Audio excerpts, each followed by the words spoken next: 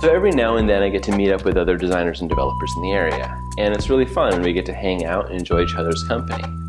Well, the other night was one of those nights, and I brought my camera along and was able to ask them a few questions. Now, I spoke to 6 talented and creative people, and I asked them all the same question, which is, what do you wish someone told you when you started out as a young creator? So now let me roll that tape for you, and then afterwards I'll share a few of my own ideas.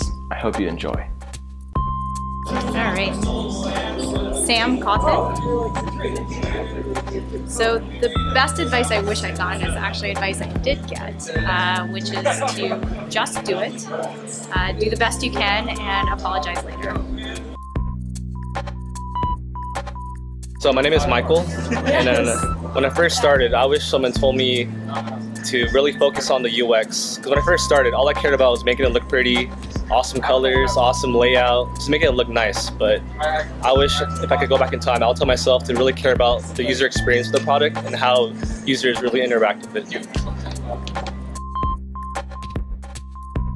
Hi, I'm PAULA Maraska.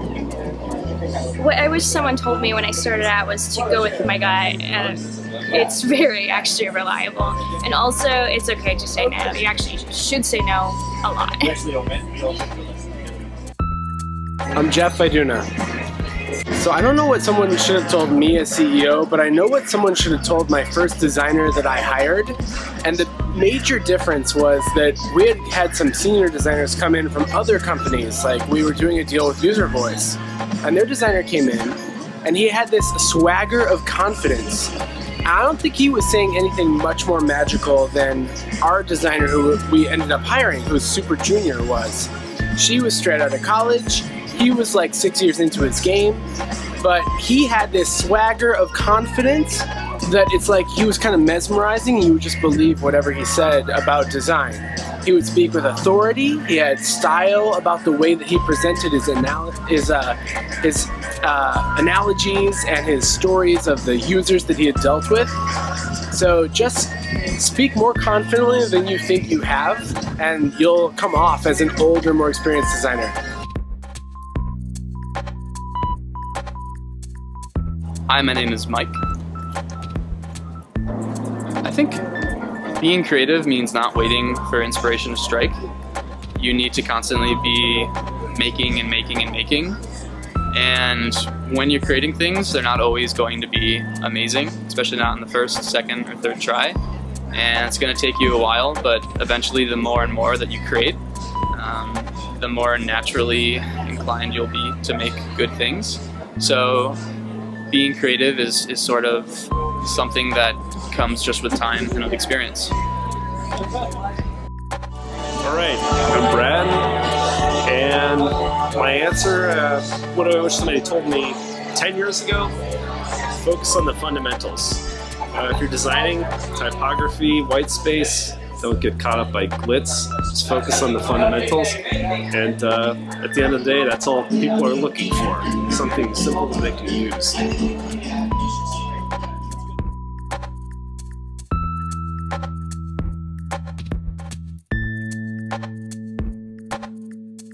Now, I've been thinking long and hard about this same question, and I have a few messages that I would give to myself as a young creator.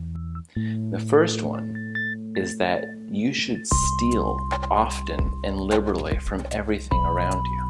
You see, we grow up in an environment where using other people's work is looked down upon. We call it plagiarism, we call it theft, we demonize it in a lot of different ways. And there are costly punishments for not creating original work in your early life. Now, in my opinion, this is so fundamentally backwards. It's restrictive on your ability to even understand the true nature of creation. Now, I'm gonna let you in on a little secret. In the professional world, everybody steals. And the people who steal the most are the most successful and the most talented. Pablo Picasso said, "Great artists steal." And I know what you're thinking. You think that this may be some like new age, Silicon Valley, Steve Jobs mumbo jumbo, but that's not what I'm talking about. No, I am talking about the ability to accept within yourself that the things that you are going to produce are reliant upon the things that have come before you. To borrow from the entire library of human achievement and to combine disparate elements in new ways is the essential catalyst of creation. And this is what I mean by stealing. Don't think, and I'm talking to myself as a young creator, do not think that everything that you make has to be completely original, because it will not be. And you will end up a frustrated old fool who never gave anything to the world. Now, the second piece of advice that I would give to that wee little Travis is to collaborate more. Now, to collaborate is to steal, but with the added bonus of getting to work with the person that you're stealing from.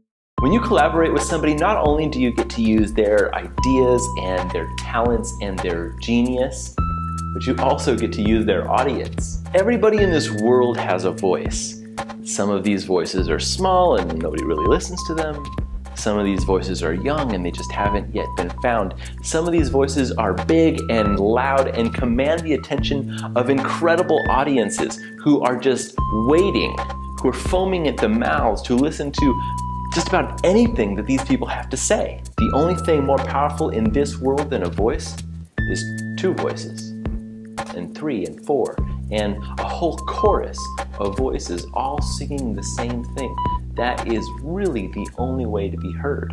So when you collaborate with someone, you're not only stealing what they have to offer in terms of creative input, but you're adding your voices together, and you're building audiences together, and you're making your message more pronounced, refined, and grand. And this is probably even more important than being good at creation.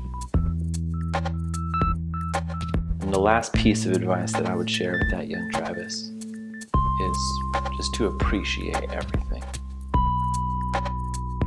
We live in the first point in human history where the tools of creation are so democratized that anybody with a few $100 can go run out and buy a laptop and a few software packages and begin a career that was exclusive only a few decades ago. I am so appreciative of the people who have worked hard to make my creative life possible. Mentors, bosses, people that have just done their work and inspired me to work hard as well. These people teach me that I can be in control of my life. I'm appreciative of the support that I get from my family and my friends and the people that I collaborate with and the people that I steal from. To the people who watch these videos and take what I'm saying seriously, who can make a better life for themselves, to the people who give me a voice, thank you. Well, that's it for tonight, guys. Take care.